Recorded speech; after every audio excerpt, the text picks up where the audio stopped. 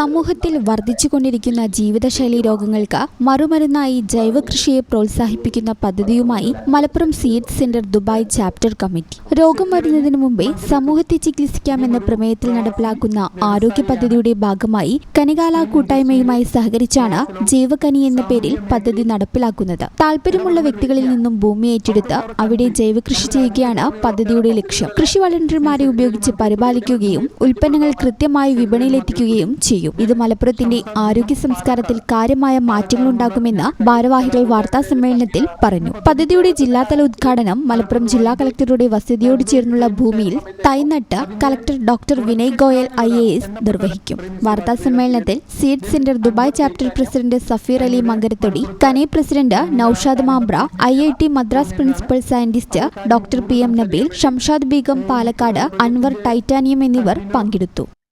ഈ channel news Malappuram.